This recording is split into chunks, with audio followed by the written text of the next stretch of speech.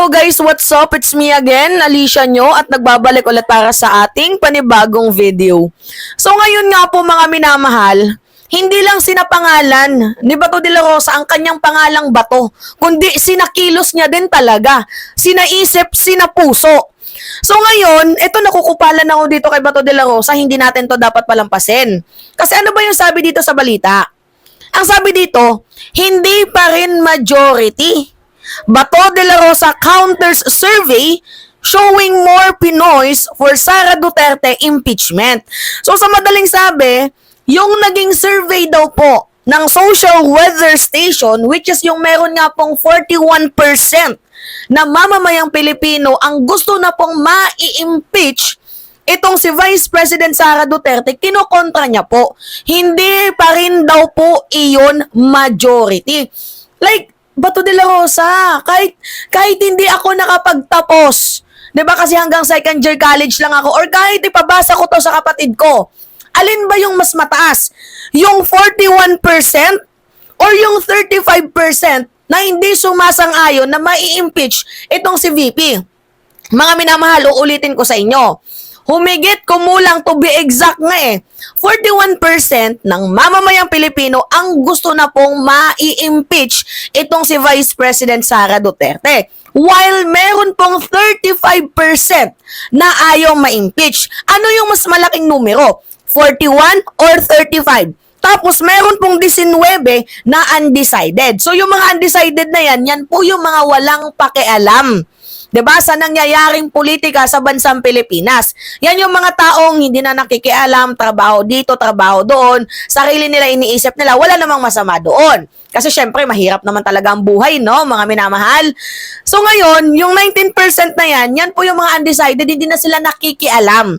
Which is, yung 19% sana na yan, dapat hikayatin natin, kausapin natin na dapat sana makialam kayo sa usaping politika kasi everything is political. Sabi ko nga sa inyo, kapag lalabas ka nga lang ng bahay nyo, tapos merong daanan na lubak-lubak, politika po yan, mga minamahal. Everything is politics. Mahal yung bilhin, politika. 'Di ba? Bakit mabagal yung transportation? Politika. Everything is political. So ngayon, yung punto natin dito, nakukupalan ako sa naging argument ni Bato de la Rosa. Talagang pinamuka niya pa sa mga news anchor ay hindi po talaga yun majority Kasi ang majority na tinutukoy niya siguro, mga minamahal, yung 100%. Bato, nabububuhan talaga ako sa iyo. Pinapahiya mo yung pangalan mo. Kahit elementary, maiintindihan nito. Kapag sinabing majority, mataas na numero. 'Di ba? Kung sa survey ang pag-uusapan, majority mas maraming Pilipino. Na? Majority mas nakakarami na pinipili yung mga bagay na yan. Sabihin mo sa elementary, class, alin ba dito yung mas malaking numero? Yung 41% or yung 35%? Siyempre, ang isasagot ng mga elementary, yung 41%. Bato naman. Ito, tingnan nyo yung interview niya dito. Tingnan nyo kung paano nagpakabobo itong si Senator Bato de la Rosa.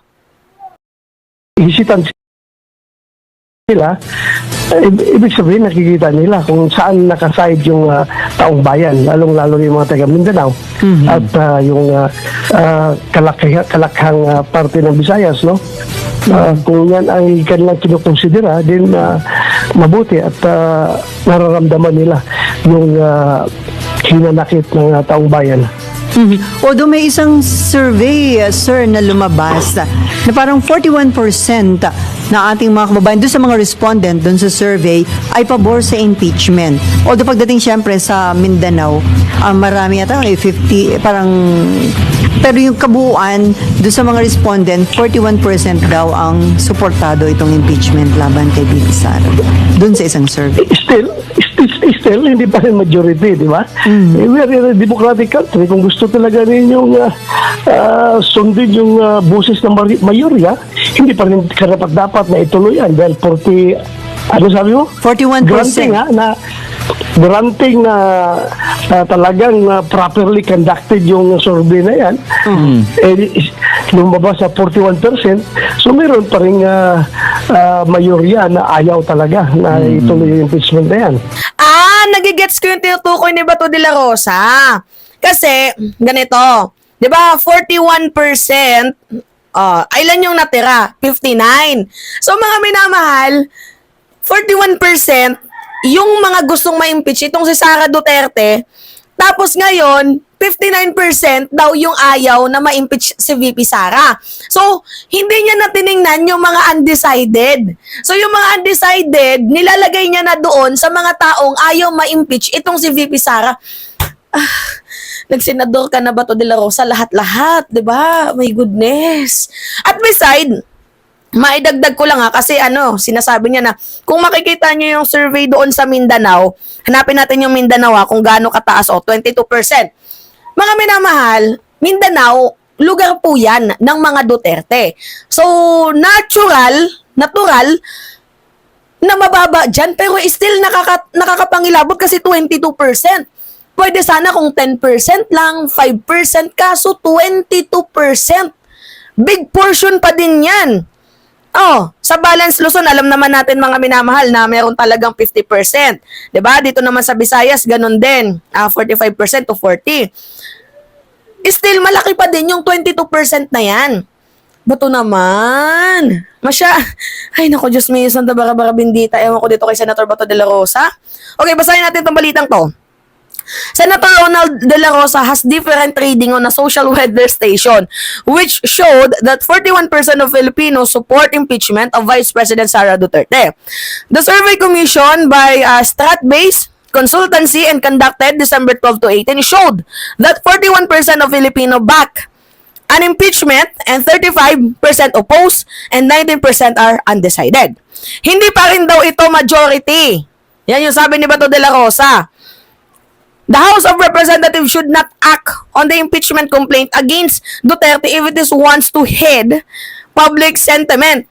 Alam mo ba to, De La Rosa, ito yung pinakakupal na narinig ko sa buong talaan ng buhay ko. Dahil mismong si Vice President Sara Duterte mismo, may pleading na siya nang sabi niya, sige, mag-file kayo ng impeachment, haharapin ko. Nanggaling na sa bibig, sa bunganga ni Vice President Sara Duterte na sige, i-impeach nyo ako kung gusto ninyo.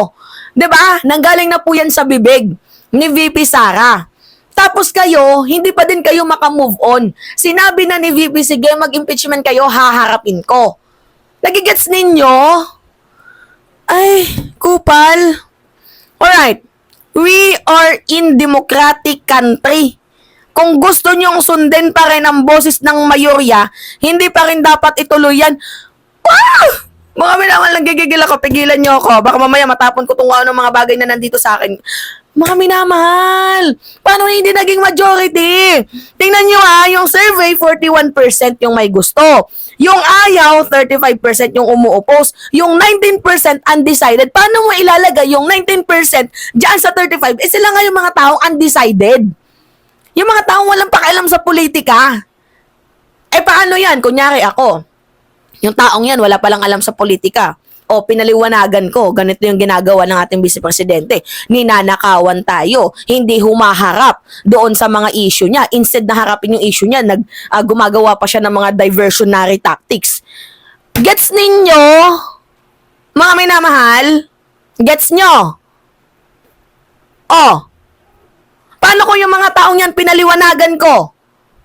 Paano kung yung mga taong yan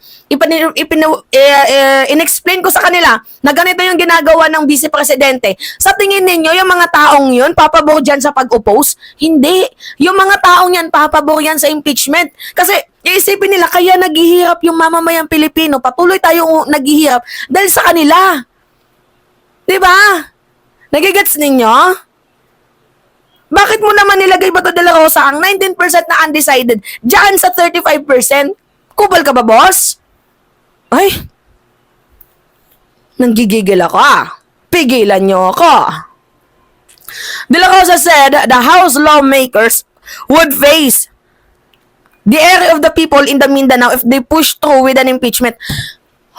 Bato de la Rosa, sinama sa survey yung Luzon, Visayas, Mindanao. Oo, aminado tayo na mababa yung survey dyan sa Mindanao kasi merong 22% right?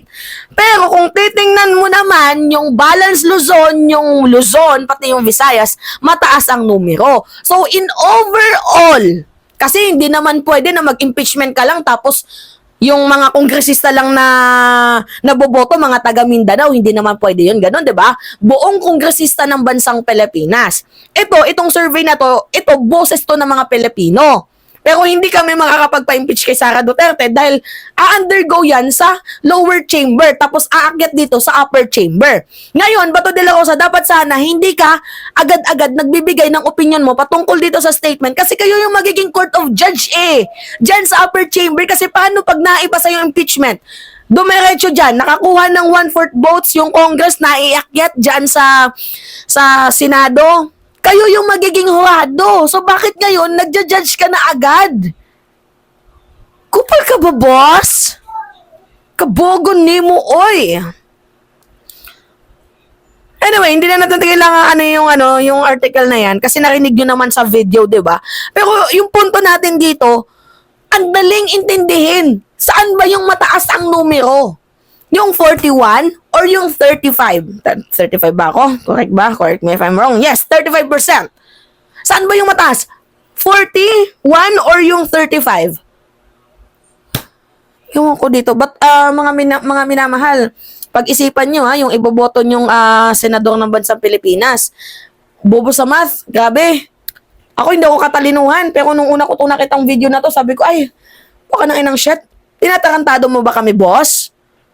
Ay, nako. Alright. Anyway, mga minamahal, yun po. It's me again, Alicia Nyo, at nagbabalik ulit para sa ating panibagong video. Pahingi lang po ako, mga minamahal, ng likes, comments, tapos paki-subscribe na din tong channel natin. Tapos, click nyo palagi yung notification bell para lagi kayong updated, mga minamahal, sa mga susunod pa nating video. So, alright. Yun po. Ingat, mga kababayan.